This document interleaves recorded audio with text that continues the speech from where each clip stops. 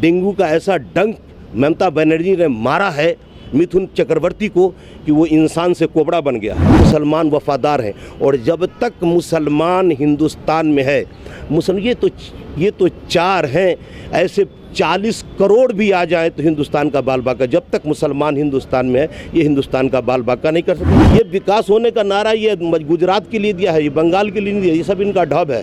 ये किसी पर रहम नहीं करते, ये अपने लोगों पर, ये हिंदुओं पर भी रहम नहीं करते। मुसलमान तो छोड़ो, ये हिंदुओं पे भी रहम नहीं करता। बीजेपी एक जालिम कम्युनिटी के लोग हैं, क्योंकि अपने ही घर की बेटी को तुम इस तरह की बात करते हो, मारवे खाने पोरबे ओए खाने, ये तुम्हारा क्या है? जात पात का एजेंडा तो तुम ये दो गुजराती है ये लेकर के यहाँ आकर के आया है। ये तो ऐसे जालिम है कि इनका जुल्म से शैतान भी डरता है। तो अवाम के कहने पर श्री राम ने पूरा गद्दी छोड़कर 14 साल का वनवास किया था। तुम कुर्सी क्यों नहीं छोड़ते? या तो तुम राम छोड़ दो या मुसलमान छोड़ दो, अगर नहीं समझ में आता है तो हिंदुस्तान छोड़ दो।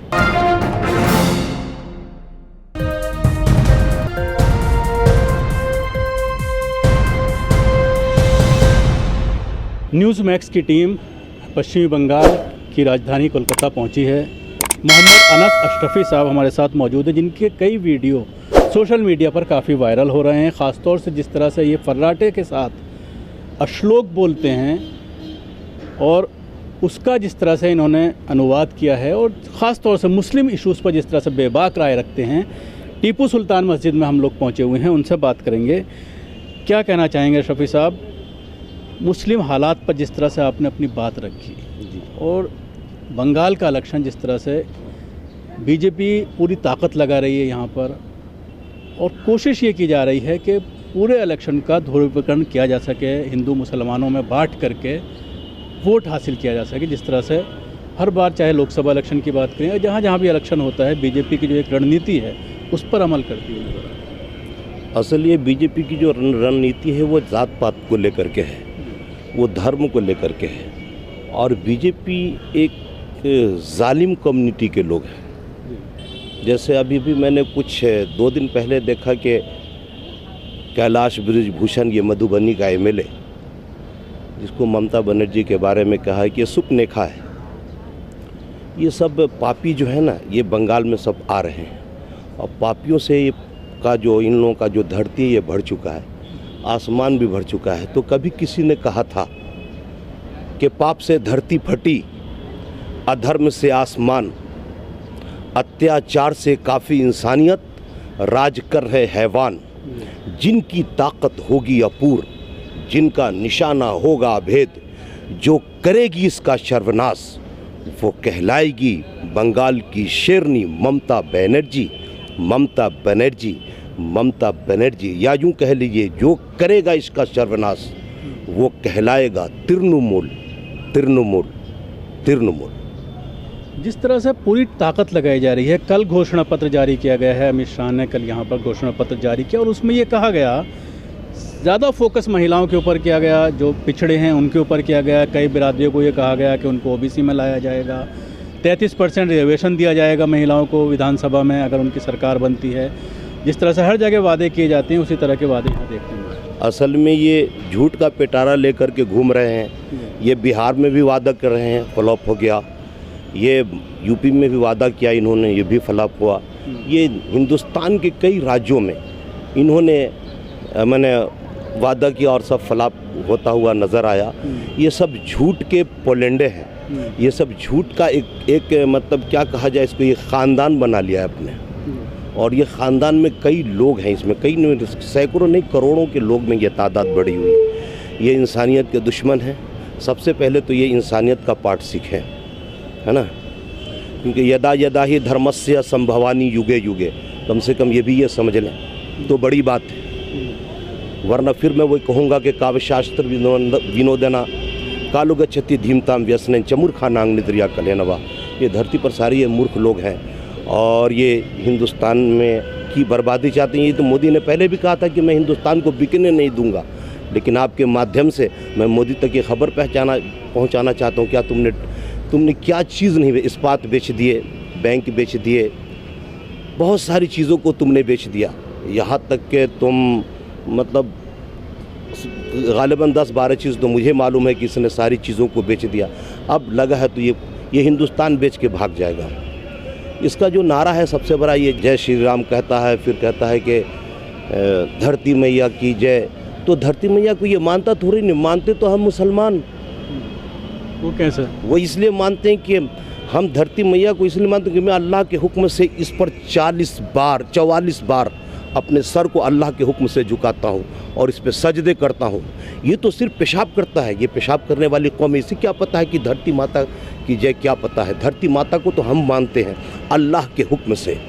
अल्लाह के हबीब ने बता दिया कि ऐसे करना है, मुझे करना है। और मैं 44 बार, हम लोग 24 घंटे में हर मुसलमान इस माने सजदारेज होता है पाक साफ ज़मीन पर। और पाक साफ ज़मीन सिर्फ मस्जिद ही नहीं, इसको जहाँ वक्त मिल जाए पूरी कायनात में जितनी भी माने जहाँ जहाँ लोग माने धरती खाली है, अल्लाह के हुक्म से हम वहाँ सजदा करते हैं। हम खेत में सजदा भी करते हैं, हम खलियान में सजदा करते हैं, हम पहाड़ों पे सजदा करते हैं, हम रेगिस्तान में सजदा करते हैं। हम ज़मीन के हर खित्ते पे जो पाक है हम वहाँ उस ज़मीन को पाक करके सजदा हम करते हैं, इसलिए सबसे ज़्यादा हम इसको मानते हैं। तो भारत माता की जय का जो नारा है ढकोसला है? ये बिल्कुल ढकोसला। भारत माँ का नारा है, क्या बात आपने कही। अब ये सुन लीजिए, भारत माता का जो नारा है कि भारत माँ, ये पता है भारत माँ कौन है?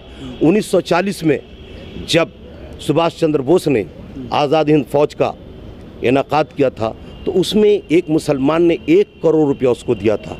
उस बिल्डिंग में रहने वाली एक नाबीना ज़ईफ़ा जो आँख से अंधी थी, उसने भी कहा कि काश, मैंने दिल फड़कते हुए दिल से कि काश मेरे पास भी अगर रुपया होता तो मैं हिंदुस्तान की आज़ादी के लिए सुभाष चंद्र बोस को देती। सुभाष चंद्र बोस ने कहा कि माई, तुम्हारे पास एक बेटा है जिसका नाम शहनवाज़ हुसैन है। माई, तुम्हारे पास एक बेटा है जिसका नाम शहनवाज़ हुसैन है, तुम उसको दे दो। उस नाबीना ज़ईफ़ा ने इस हिंदुस्तान की कुर्बानी के लिए अपने बेटे शहनवाज़ हुसैन को सुभाष चंद्र बोस के सपुर्द कर दिया, आज़ाद हिंद फौज के सपुर्द कर दिया। वो माँ का लाल अंग्रेज़ों से लड़ते लड़ते शहीद हो गया। जब उस बेटे को ला करके उसके माँ के सामने रखा जाता है तो माँ का कलेजा तड़प गया और सुभाष चंद्र के बॉडी में ऐसा लगा कि करंट लग गया। उसने कहा अपनी फौज से कि तुमने कभी भारत माता को देखा है? तो कहा कि नहीं, चलो आज मैं तुझे भारत माता दिखाता हूँ। शहनवाज़ हुसैन के माँ के सामने ले जाकर कहा, यह है भारत माता। तो तमाम फौजियों ने बैक वक्त कहा था, भारत माता की जय, ये है भारत माता। मुसलमान फौज ने कहा, मादरे वतन जिंदाबाद, मातृ वतन जिंदाबाद, मादरे वतन जिंदाबाद। असल भारत माता ये है। ये तो जालिम क्या जानते हैं भारत। इससे पहले 1940 से पहले आप उससे सवाल करें कि किसी ने कभी भारत माता की जय कहा था? ये भारत माता की जय तो उस शहनवाज़ हुसैन की माँ की सलामी के लिए है, ये और किसी के लिए नहीं। आज बार बार ये कहा जाता है, मुसलमानों से ये साबित करने की बात कही जाती है कि आपको देश से प्रेम है, आज़ादी में भाग लिया, सबको भुलाया जा चुका है, किसी का नाम अब नहीं आता जब स्वतंत्रता सेनानियों का नाम जिक्र आता है। और उसके बाद जब भी कोई मामला आता है, ख़ासतौर से हिंदूवादी संगठनों के ज़रिए मुसलमानों से ये कहा जाता है कि पाकिस्तान चले जाओ। पाकिस्तान तो जो लोग जिनको जाना था वो लोग चले गए। पाकिस्तान जिनको जाना था वो लोग चले गए। हम तो पाकिस्तान, हम तो हिंदुस्तान में है ना। और जहाँ तक देश की कुर्बानी के लिए है तो 60,000 आलिम दीन मेरठ से लेकर दिल्ली तक, ये इस माने तारीख को क्यों छुपाते हैं ये भगोड़े? 60,000 आलिम दीन मेरठ से लेकर दिल्ली तक पैर पे फांसी दी गई थी। ये अंग्रेज़ों ने फांसी दी और ये भी हुक्म जारी किया था कि कोई अगर इसको माने नीचे उतार कर दफन करेगा तो उसको अभी यही हाल होगा।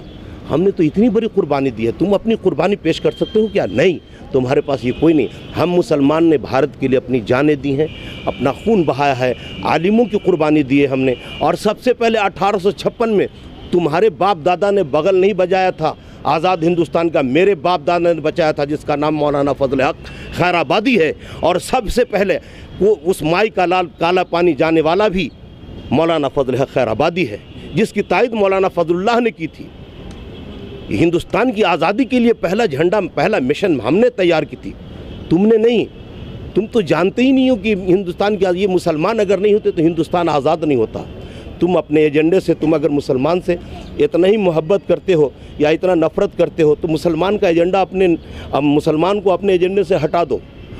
मैं कसम अल्लाह की कहता हूँ, आपसे वादा करता हूँ, मैं सच्ची बात कह रहा हूँ, इसको हिंदू भी वोट नहीं देगा, इसको हिंदू भी वोट नहीं देगा। ये मुसलमान का एजेंडा हटा दे, ये ईसाई एजेंडा लेके चले, देखिए इसको कहाँ कहाँ से इसको तकलीफ़ें पहुँचती हैं।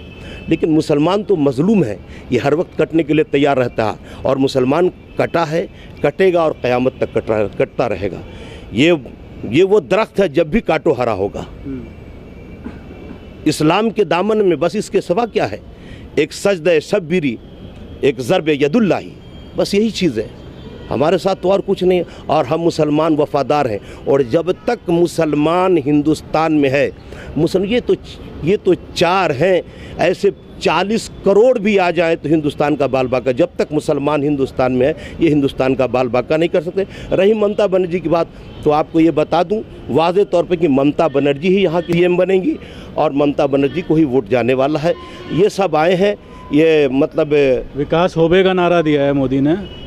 ये विकास होने का नारा ये गुजरात के लिए दिया है, ये बंगाल के लिए नहीं दिया, ये सब इनका ढब है, ये कुछ नहीं है यहाँ। कई मिर्जाफरों को इन्होंने, जो कुछ औलादे मिर्जाफर छोड़ करके गए थे, वो मिर्जाफर की औलादे जो अभी 9 MLAs हैं, वो वहाँ खड़े हो गए, सारे मिर्जाफर की औलाद हैं। आपने मुसलमानों के हाल की बात की कि मुसलमान कटा है, कटता रहेगा और आगे भी कटेगा, लेकिन अभी ख़ास तौर से ये देखने में आ रहा है, जहाँ जहाँ पर बीजेपी की सरकारें हैं, ख़ास तौर से मध्य प्रदेश या उत्तर प्रदेश की बात करें, तो पिछले 1 हफ्ते में उत्तर प्रदेश में कई मामले ऐसे आए हैं कि मसाजिद में पहुंच करके अजान पर पाबंदी लगाने के बाद हिंदुवादी संगठन के लोग पहुंच रहे हैं, माइक को तोड़ा जा रहा है, लेकिन प्रशासन खामोश है। हाँ, इस पर एक शेर मैं आपसे कहूँगा। किसी ज़माने में मैंने सुना था कि बरगश्त यज़दान से कुछ भूल हुई है, हर दौर के इंसान से कुछ भूल हुई है, और जिस दौर में लुट जाए फ़कीरों की कमाई, उस दौर के सुल्तान से ये भूल हुई है। ये इसी दौर का ये सुल्तान है कि यहाँ फ़कीर भी चैन से नहीं है। आम इंसान की तो बात छोड़ दें, ये जालिम है। और जालिम का फ़िरौन जब दुनिया से मिट गया, फ़िरौन 400 साल तक उसको कोई नहीं, जब उसको पता ये लगा कि नहीं अब एक बच्चा आने वाला है जो मेरे मतलब जो है ज़िंदगी का ख़ात्मा कर देगा, तो वो उस वक्त से वो जालिम बन गया। तो उसको पता कि अब जो मेरा जुल्म है वो हद से पार कर गया, अब जो जुल्म का ख़ात्मा करने वाली है तो वो बंगाल की शेरनी है जो इसके जुल्म का ख़ात्मा कर देगी। और यहाँ एक सेकुलर निज़ाम बनेगा जिसमें मुसलमान भी मने इज़्ज़त आबरू के साथ यहाँ महफूज हैं, महफूज रहते आए हैं और महफूज रहेंगे। और यहाँ ममता बनर्जी ही जीतेगी, ममता बनर्जी के सिवा कोई यहाँ जीतेगा नहीं। अगर ममता बनर्जी को मिसाल के तौर पर सीट कम भी आए तो जो अदरवाइज़ और जो भी है, जैसे CPM है, कांग्रेस है, ये आप देख लीजिएगा, ये उन्हीं का सपोर्ट करेंगे। ठीक है, लेकिन कहा यह भी जा रहा है कि ममता पहले बीजेपी के साथ सरकारों में रह चुकी है, हो सकता है साथ चले जाए। हालात के तहत इस तरह की बात की जाती है, या जो भी कुछ हुआ कि हमें अगर बचाना हो इसके लिए तो उन्होंने उनका समर्थन किया, रेलवे मिनिस्ट्री लिया और बंगाल को बहुत सारी चीज़ें दी। फिर उसने पहले दोस्त बना तो ममता ने दोस्ती का हाथ बढ़ाया, जब वो खुल के जालिम बन गया ममता ने दोस्ती का हाथ खींच लिया। जब वो जालिम बन गया ममता ने दोस्ती का हाथ खींच लिया, बस यही रहा और कुछ नहीं। बीजेपी की जो दुश्मनी है उनका ये कहना है कि हमें मुसलमान वोट नहीं देता तो हम इनके लिए काम क्यों करें। मुसलमान वोट नहीं देता, हम इनके लिए काम क्यों नहीं करते। मुसलमान तो ऐसा, अब भी अटल बिहारी वाजपेयी के ज़माने में चले जाइए, क्या मुसलमान वोट में सपोर्ट नहीं करता था? बिल्कुल करता था, लेकिन वो ज़ात पात को लेकर नहीं। ज़ात पात का एजेंडा तो तुम ये दो गुजराती है ये लेकर के यहाँ आकर के आया है। ये तो ऐसे जालिम है कि इनका जुल्म से शैतान भी डरता है। ये किसी पर रहम नहीं करते, ये अपने लोगों पर, ये हिंदुओं पे भी रहम नहीं करते। मुसलमान तो छोड़ो, ये हिंदुओं पे भी रहम नहीं करते। आपको पूरे हिंदुस्तान की तवारीख बता दूंगा कि ये अपने हिंदुओं पे भी रहम नहीं करते। ये तो ज़ात पात पे बटे हुए लोग हैं। ये बड़े को छोटे से छोटे को बड़ों से लड़ाने वाली बात कर रहे हैं। जो छोड़ करके इसके पूर्वज चले गए वो ये कर रहा है। आप संस्कृत के श्लोक बहुत खूबी से बोलते हैं, बहुत फर्राटे से बोलते हैं, किस तरह से उनको जाना है आपने, किस तरह से आप संस्कृत तो ये मेरे नाना जान ने मैंने कहा कि भाई मैं संस्कृत पढ़ना चाहता हूँ। और तो मैं तालिब इल्म था छोटा सा, उनका कि इस उम्र में संस्कृत पढ़ोगे? जी मैं पढ़ूंगा। तो उन्होंने कहा कि जाओ हाजी मास्टर, मैं उनसे कह दूंगा संस्कृत पढ़ लेना। मैंने पढ़ लिया, सीख लिया। ये आज से 40-42 साल पहले की बातें हैं। मुस्लिम थे मास्टर आप? जी, हमारे नाना जान टीचर थे। संस्कृत के? नहीं, संस्कृत के टीचर हाजी नहीं, वो हमारे नाना जान फारसी के टीचर थे और वो संस्कृत के टीचर जनाब जहाजी साहब थे, पंडित थे, उन्होंने मुझे पढ़ाया, मैंने पढ़ा। कुछ श्लोक बताएंगे खासतौर से इस माहौल में जो पूरा हो रहा है? इस माहौल में तो वही है कि यस नास्ति स्वयं प्रज्ञा शास्त्रं तस्य करोति किम लोचनाभ्याम अपहिनस्य दर्पण किं करिष्यति अष्टादश पुराणे सुव्यासस्य वचनम दयम परोपकार पुण्याय पापाय परपीडनम उद्मेनि सिद्ध्यंति कार्यानि न मनोरथै नहीं सुप्तस्य सिंहस्य परविशंति मुखी मृगा। उससे पहले अक्षय विद्या ददाति विनयम विनय ददाति पात्रतम पात्रत्वात् धनमा पुनोति धना धर्म तथा सुखम अयं निज परो बेति गणना लघु चेत साम उदार चरित नाम तो वसुधैव कुटुंबकम। ये वसुधैव कुटुंबकम का जो इनका नारा है ये सरासर गलत है। ये आगे पीछे का श्लोक पढ़ें तो खुद अब इंसानियत इनके अंदर आ जाएगी और ये इंसान से मोहब्बत करने लगेंगे। वरना फिर मैं वही कहूँगा कि काव्य शास्त्र विनोदना कालो गच्छति धीमताम व्यसन च मूर्खानांग निद्रिया कलहनवा। ये दुनिया में इससे भरा मूर्ख नहीं है जो इंसानियत की बात नहीं करता, सभ्यता की बात नहीं करता, औरतों का उसका हक नहीं देता, मजलूमों का उसका हक नहीं देता। ये जालिम है तो जालिम अनकरीब मिटने वाले हैं। न नमरूद रहा, न फिरौन रहा, न हामान रहा, न शद्दाद रहे, न हलाकू रहा, न चंगेज़ खान रहा, ये भी नहीं रहेगा। और कुछ मतलब ये है कि ये सब मेरे अमाल का नतीजा है। मैं किस किस से कहूँ कि ज़वाल क्यों आया, ठीक है। तो कुछ ऐसे अमाल भी हमारे हैं, वरना अल्लाह जब तक चाहेगा जालिम बादशाह रहेगा। ये तो कहते हैं 50 साल तक नहीं जाने वाले। ये उनका अपना सोच है। ये फिरौन भी कहता था कि हम पूरी क़यामत तक रहेंगे। नमरूद भी कहता था, है ना, कि हम एक मच्छर नमरूद के लिए काफ़ी हो गया। और ऐसा ये मतलब डेंगू का ऐसा डंक ममता बनर्जी ने मारा है मिथुन चक्रवर्ती को कि वो इंसान से कोबरा बन गया। अब मैं उसे मशवरा दूंगा आपके माध्यम से कि वो कीवी फल खाना शुरू कर दे, वरना अनकरीब वो कहीं और जाके मरेगा। क्योंकि अपने ही घर की बेटी को तुम इस तरह की बात करते हो, मारबो एक खाने पोरबे ओए खाने, ये तुम्हारा क्या है? तो उसको डंक लग चुका है, अब डंक इन लोगों को लगने वाला है। अनकरीब ये शेरनी जो है आपके करीब आएगी। 2 तारीख को फैसला है, आप देख लेंगे कि ये शेरनी उजागर होकर के फिर ये इसी बंगाल में राज करेगी और हम लोग उनके बैनर के साए तले, मतलब ममता बनर्जी जिंदाबाद, ममता बनर्जी जिंदाबाद, इसलिए कि वो मुझे बहुत अच्छी लगती है। वो ज़मीन से उठने वाली एक बेहतरीन नेत्री। टीएमसी से जो दर्जनों नेता छोड़ करके बीजेपी में गए हैं, वो जिस तरह से ममता को लेकर कह रहे हैं तानाशाह हैं। दर्जनों नेता को छोड़ने के लिए 1 साल पहले जाना था, लेकिन कुछ खून ऐसा है कि वो ड्रग्स है अंग्रेज़ का जो ये ले चुके हैं, जो अनकरीब छोड़ के चले जाते हैं। ज़ाहिर होता है बातिन इनका और कुछ और था, और जब ये बीजेपी यहाँ आए तो अपना ज़ाहिर साबित कर दिया कि मैं दल बदलू हूँ, मैं 2 किस्म का आदमी हूँ, इसलिए मैं उधर जा रहा हूँ। तो इन लोगों को ये एक तरह के टेररिस्ट हैं, ये गद्दार हैं कि ममता बनर्जी को छोड़कर किसी और पार्टी में इनको जाना था तो 2 साल पहले क्यों नहीं चले गए, आज क्यों गए? ये जो भी था, ये इनका जो भी नाम है, शुभेंदु अधिकारी हो या वहाँ जाने के बाद भी लोगों को टिकट नहीं मिल रहा, हंगामा नहीं मिल रहा है, हंगामा कर रहा है, तो वो जाने, है ना। जिस मकसद से गए थे पूरा नहीं हो रहा। वो इनका मकसद पूरा नहीं होगा कि ये जो एजेंडा लेके गए हैं वो उनका कामयाबी नहीं मिल रही है, ठीक है। हम लोग हिंदू और मुस्लिम सिख ईसाई सबको लेके चलते हैं। हमने भी कभी अपने स्कूलों में पढ़ा था कि अगम अखिलेश है स्वामी, सदा तू याद आता है, पता हर एक अन भगवन मुझे तेरा बताता है, अंधेरे में उजाले में गगन में पवन पानी में, जिधर मैं दिष्ट करता हूँ खरा तू ही लखाता है। ये है हमारा हिंदुस्तान और हम हिंदुस्तान से ऐसी मोहब्बत करते हैं। मैंने उन जालिमों को आपके माध्यम से ये आवाज़ देना चाहता हूँ कि तुम भी इसी प्लेटफॉर्म पे आ जाओ जो तुम पढ़ते हो।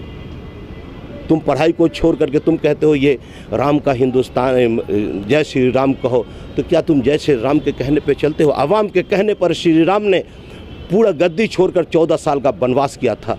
तुम कुर्सी क्यों नहीं छोड़ते? या तो तुम राम छोड़ दो या मुसलमान छोड़ दो, अगर नहीं समझ में आता है तो हिंदुस्तान छोड़ दो। सभी अहम खबरों के लिए न्यूज़ MX को सब्सक्राइब करें, साथ ही बेल आइकॉन को जरूर दबाएं। लाइक, शेयर, कमेंट करना ना भूलें।